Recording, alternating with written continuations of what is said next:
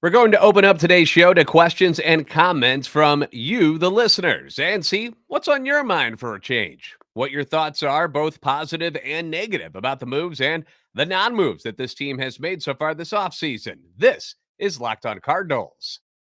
You are Locked On Cardinals, your daily St. Louis Cardinals podcast, part of the Locked On Podcast Network. Your team every day.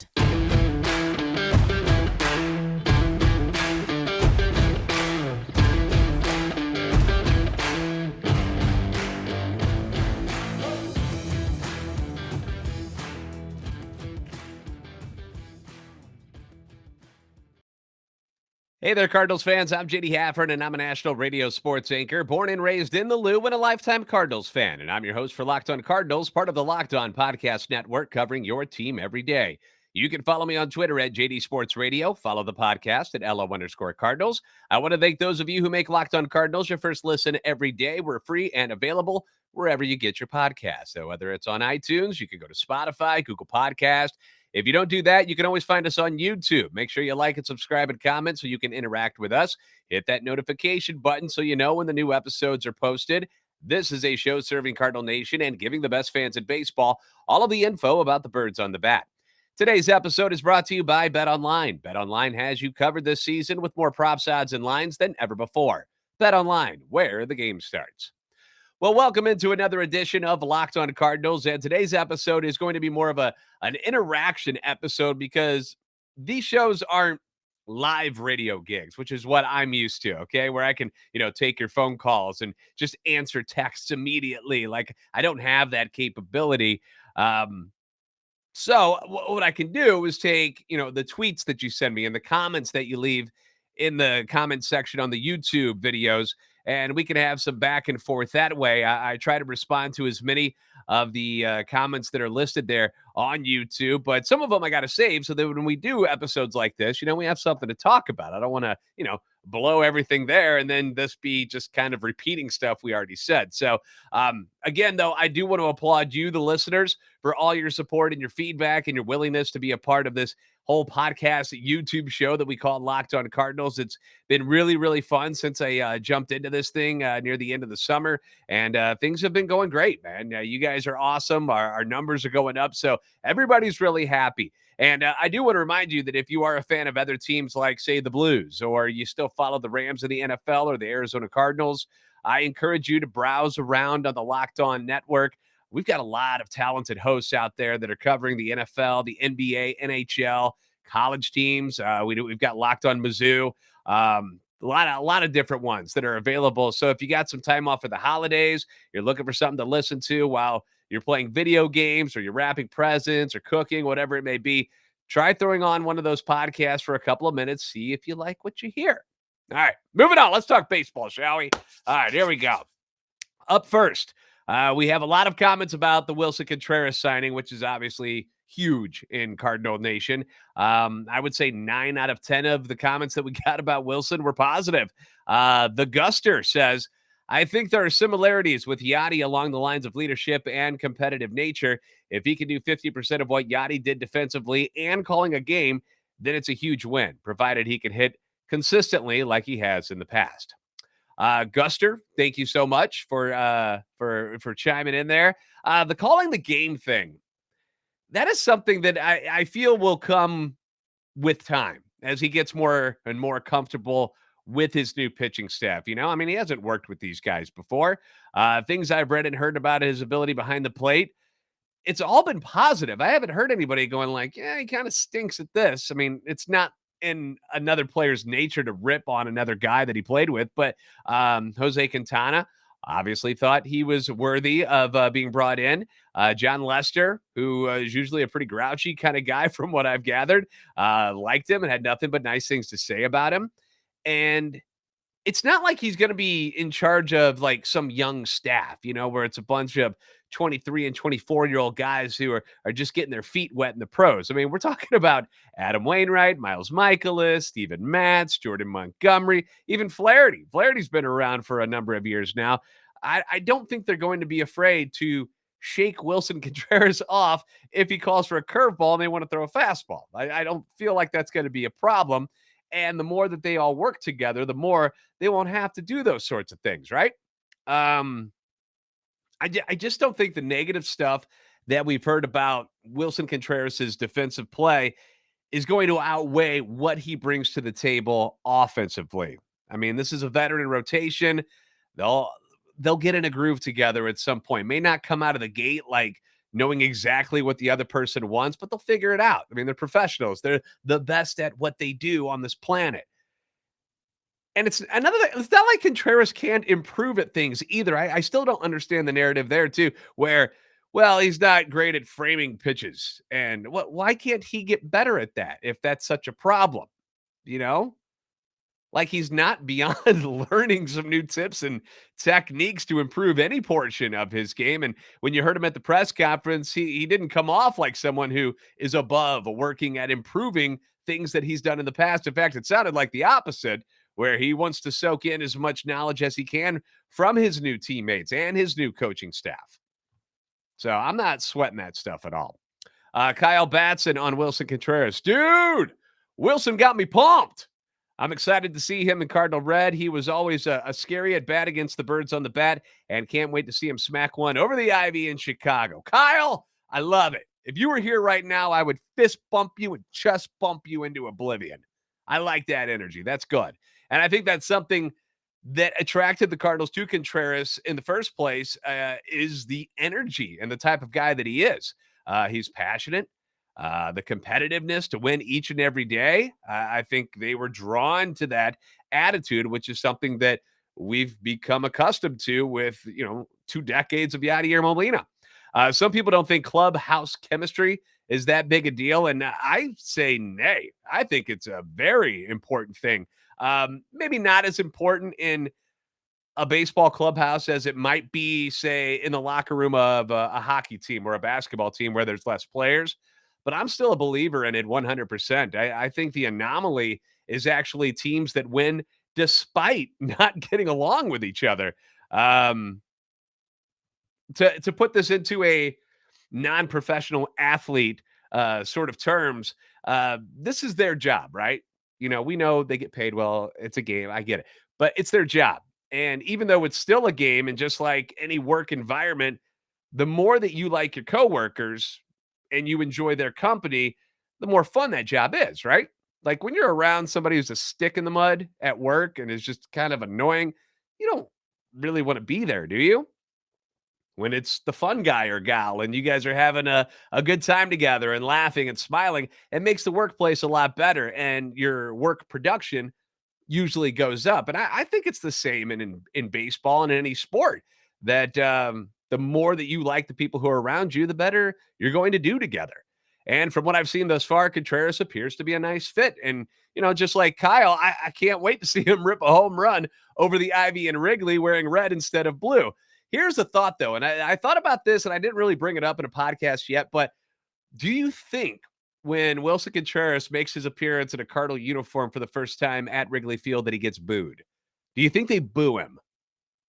I mean, he did decline the Cubs qualifying offer. It's not like they didn't give him a chance to come back.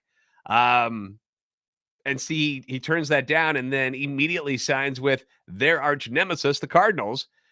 We've had a situation like this before, but we weren't nearly as attached to, Jason Hayward or John Lackey, who bolted St. Louis to go to Chicago. And also remember, they had that tearful goodbye. Remember, it was Ian Happ and Willson Contreras, and they waved to the crowd and they embraced each other and they were crying and it was very emotional. And they thought they were both getting traded at the deadline. Then neither one of them got moved. So I don't know how the reaction's going to be because, I mean, they gave him a standing ovation when he came out and waved to the crowd, and they loved him in Chicago. But now he's a Cardinal and he's wearing the red. I don't know. He might get booed. He might get booed. And I would imagine, just not knowing Willson Contreras, but just seeing the way he reacts, he might laugh a little bit when it happens, because I don't think they really hate him. They're just mad that he's a Cardinal.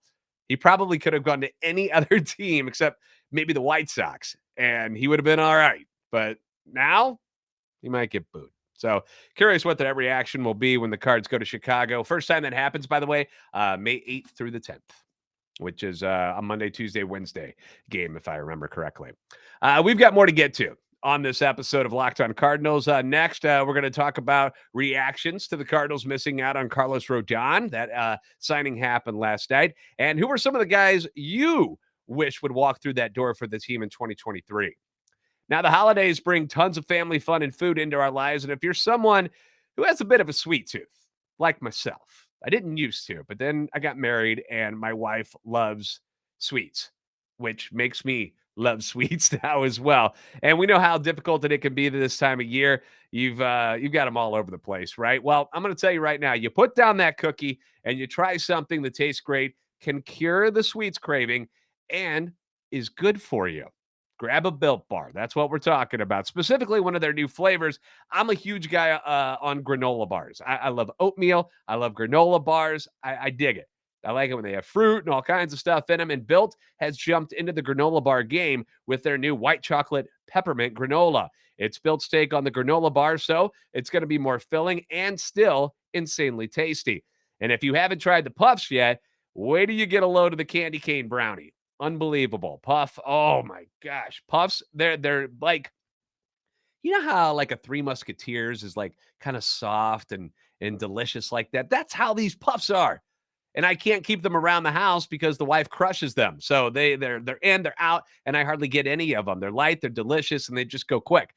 Built has been revolutionizing nutrition as we know it with their 100% real chocolate Built bars. They include 17 grams of protein in them and shockingly low sugar in calories. It's everything you want in a sweet snack without all the bad stuff that comes along with that. And you don't have to choose just one flavor. You can order one of their mix boxes and try a few all at once and then decide which one's your favorite and then order a full box of that.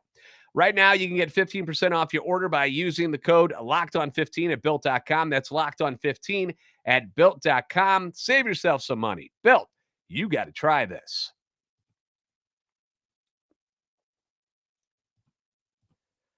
Thank you for making Locked On Cardinals your first listen today. For your second listen, check out Locked On Sports today. From the games that matter the most to the biggest stories in sports, go beyond the scoreboard and behind the scenes with local experts and insights that only Locked On can provide. Locked On Sports today, available on this app, YouTube, and wherever you get your podcasts. Coming into this offseason, we had three main things that I think we thought as a collective fan base that the Cardinals should look into and pursue.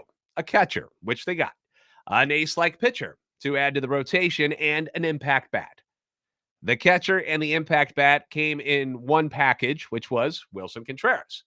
The team may or may not have had discussions with top free agent shortstops, but their prices skyrocketed and there wasn't a pressing need to add a shortstop like there was the pressing need to add a catcher. It just wasn't there. You already have Tommy Edman, Brendan Donovan, who I'm guessing can play some shortstop if you need him to, Nolan Gorman, and like it or not, Paul DeJong is still on this roster and on this payroll. Plus, you've got prospect Mason Wynn in waiting, who people just tore me apart for wanting to trade. I didn't say I wanted to trade him. I just said I would have traded him if it meant you could get one of those big pieces that you wanted. So that leaves a bona fide number one on the shopping list still, right? And then after Jacob deGrom and Justin Verlander signed their deals, which the Cardinals weren't going to do that. No, they're not going into $35 and $43 million a year deals. There was hope the Cardinals would make a run at a guy that they were rumored to have interest in at the trade deadline last year, and that was Carlos Rodon, who is leaving the San Francisco Giants. Last night, he signs a deal with the New York Yankees for what I think is a pretty nice deal for both sides. 6 years, $162 million. I mean, I couldn't believe my eyes when I saw it. I thought it was a typo because I thought he was looking for 7 years. And if he got that, he was going to go for like $200 million or more. I really thought that's where it was going to land, but it didn't. And I was a bit upset because 6 years at $162 million seems like a pretty feasible number for the Cardinals to get in on. And I made my disappointment very well aware and well known last night in our last episode. So if you haven't watched that one, might want to go back there. I don't get upset or discouraged or angry all that often, but last night I was kind of like, a little upsetting. So here are some of your reactions from others about the Carlos Rodon signing and it being not with St. Louis. Now, Hal Lurig says, I was initially upset too, JD. Then I recalled what MLB insiders were reporting that Rodon wanted to end up with the Yankees. So no matter if the Cardinals offered the same deal or even a slightly better AAV, Rodon had his mind made up. As a side, I love your podcast. All right. Well, thank you very much, Hal. Appreciate you listening and leaving a comment. And I did say that last night in the video that maybe Rodon just had his heart set on being a New York Yankee. Okay. And there's not much you can really do about that if you're the Cardinals front office to change his mind.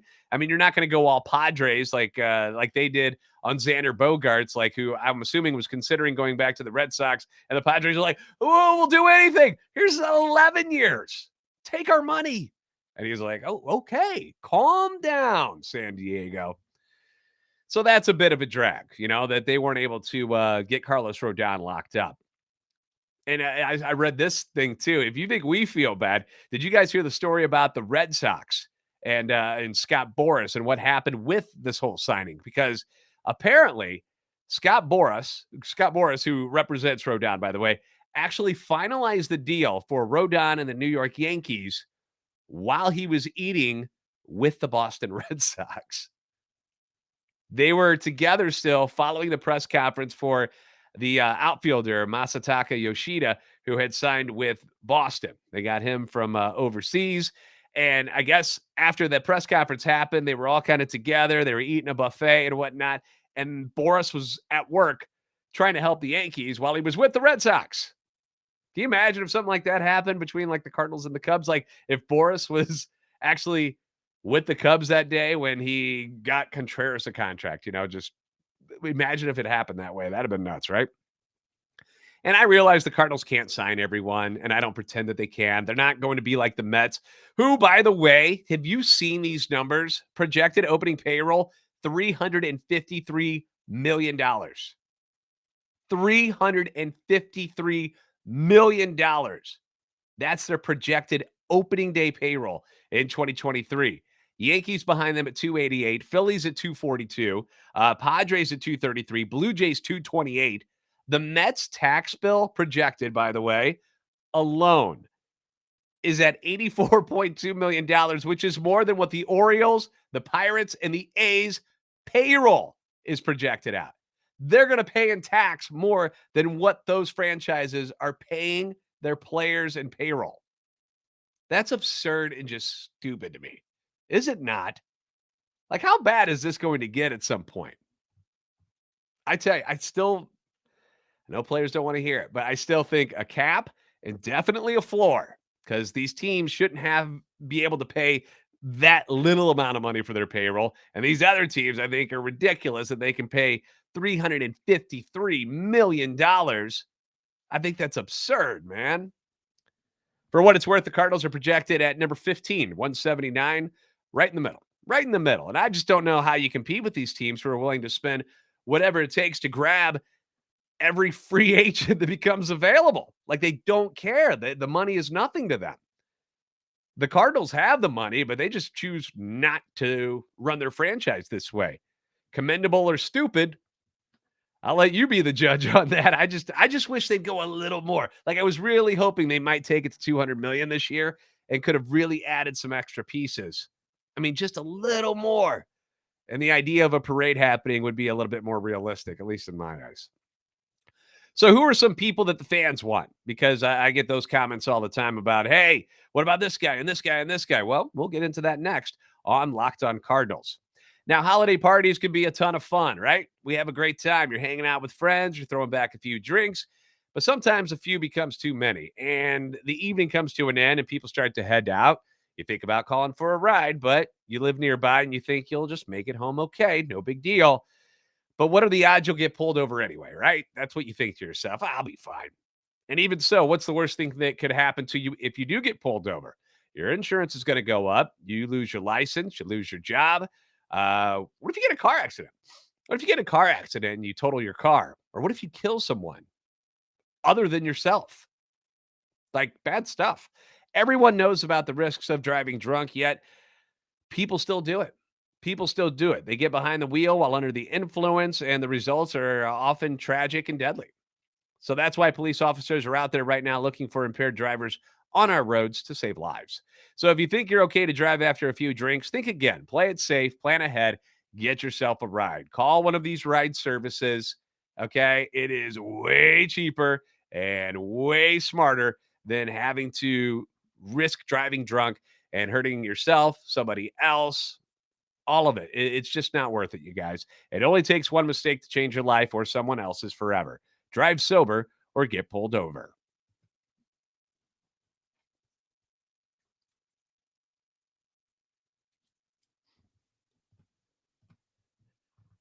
I discussed some free agent outfielders in yesterday's show that I thought would be realistic additions to this team that appears to be set to roll out Tyler O'Neill, Dylan Carlson, and Lars Nootbaar as their starting outfield. And that is absolutely fine by me. I'm not saying that they shouldn't be starting. I've never said that.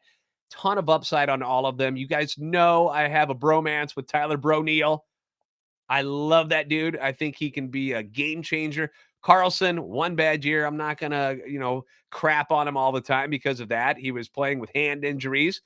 Makes it a little bit tough to swing a baseball bat when you've got something going on with your hand. New bar, obviously, we saw some good stuff out of him last year. But who else do people want to add to this roster? If they don't feel like those guys are enough, who else do you want to add? Well, two names before we get into these that you can remove from the list. They just got signed, Joey Gallo and Andrew Benintendi. Both signed today. Gallo's going to the Twins on a 1-year, $11 million deal. Benintendi with the White Sox, 5 years, $75 million. So, like in Major League, cross them off then. Hobby Gangsters. Hobby Gangsters. Cool name, man. Says, hey, JD, love your podcast. Love to hear what you think about these free agents signing hitters. David Peralta, Jurickson Profar, Brandon Drury, and a sneaky pick, Edwin Rios. All right. So, Hobby, once again, thank you for the question in the comment and listening. Appreciate you, dude. I think you're a dude. Could be a girl. Appreciate you, whatever you are. David Peralta is a name that I had circled early on in this offseason, but I don't know how much he's going to cost because a lot of times I'll go to Spot Track and they'll have like estimated of what they're worth out on the open market. Left-handed outfielder, solid major leaguer, but they got him making over $8 million. And at that price, I don't think the team will pay that. Could they get him for less than make him the new Corey Dickerson for 2023? Sure. I wouldn't hate that whatsoever. I've always been a fan of David Peralta. Doesn't do anything spectacular, but he doesn't hurt you. And he's got like sneaky pop. Like he doesn't hit a ton of home runs, but the dude is jacked. So I wouldn't hate that move. Jurickson Profar, I like his versatility, but I think he'll get signed for starter money. I feel like somebody's going to overpay for a Jurickson Profar. Spot Track has him estimated at over $14 million per year, so the Cardinals aren't going to dip into that. Brandon Drury had a career year last year, did a lot of damage with the Reds, and we know their ballpark is kind of a joke, notoriously good for hitters. He could play both infield and outfield, so that's a plus. So he's certainly someone to keep an eye on. But again, his market's estimated at $10 million, and I don't think the Cardinals are going to try to pay that much money for a guy who's not a starter, I just don't think they'll do that. Rios is a name I really haven't heard brought up that much, which is why it kind of stands out to me. I know he's a left-handed hitter. He plays the corners, has dabbled a little bit in the outfield. Obviously wouldn't cost much. He's very, very cheap. So this actually seems like a very low-hanging fruit type of move, doesn't it? Like this seems like a guy, Mo Zaylock will be like, yeah, that's what we're talking about. I personally would hope they would aim higher than somebody like Rios, but again, they've got a lot of young talent. Like, think about this, okay? Let me just put this out here for you guys real quick. These are like the young hitters on the team who can play multiple positions, all right? You've got Nolan Gorman, second, third DH, right? Brennan Donovan, who can play pretty much everywhere. We just didn't see him catch last year. Juan Yepes plays both corner infields and both corner outfields. Will Paul DeYoung contribute this year? I don't know. I mean, odds are against that, but he's on your roster, so you've got him as another one of the middle infielders. You got a bunch of outfielders here, guys. Tyler O'Neill, who plays left and center. Carlson can play all three. Nootbaar can play all three. Mentioned Yepes, who could play in the corners. Donovan plays all three of them if you need him to. Probably preferably in the corners, but I'm sure he could pull off center field if you need him to in a pinch. Alec Burleson. Alec Burleson had a great year at Memphis. Outfielder. Moises Gomez. All he did was hit 39 bombs between Double A and Memphis last year. And then you've got that guy, Jordan Walker, who's ready to play right field for you as well. There's just a lot of guys with a lot of talent. We just don't know if they're going to produce next year. We think that they will produce over the long run, but we don't know what's going to happen in 2023. Now, those last three that I mentioned, Burleson, Gomez, Walker, you could start all three of them at Memphis to begin the year, right? And then the Cardinals could pluck some veterans to be the backup outfielders instead.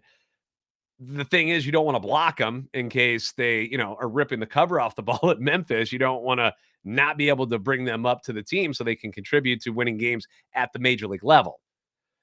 So it's kind of a slippery slope on where you want to go with this, because you don't want to pay for a veteran and then have to cut him and pay him anyway. So you don't want to waste money, right?